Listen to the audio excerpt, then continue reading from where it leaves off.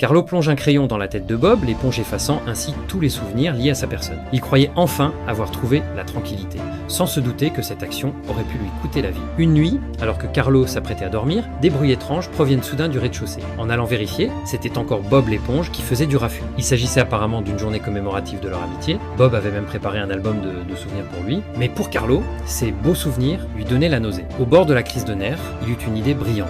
Il sortit son crayon magique, s'infiltra chez Bob l'éponge et effaça toute trace de son existence, n'épargnant même pas les souvenirs dans le cerveau de Bob. Le lendemain, tout semblait normal, mais Bob l'éponge ne reconnaissait plus du tout Carlo. Cette situation enchantait tellement Carlo qu'il était aux anges. Mais quand il raconta tout à M, Krabs, ce dernier paniqua immédiatement. Il s'avérait que la recette secrète du pâté de crabe était liée aux souvenirs concernant Carlo.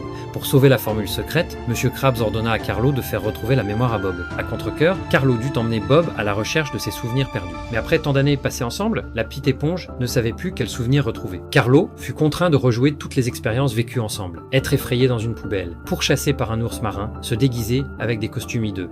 Il essaya tout, mais Bob ne se souvenait toujours de rien. À bout de ressources, Carlo envisagea une solution désespérée. Risquer sa vie pour réveiller la mémoire de Bob. Au moment où il allait sauter dans la lave, tous les souvenirs concernant Carlo ressurgirent dans l'esprit de Bob. La recette du pâté de crabe résidait en fait dans tous ces moments partagés avec Carlo. Hélas, il était déjà trop tard, Carlo était tombé dans la lave brûlante.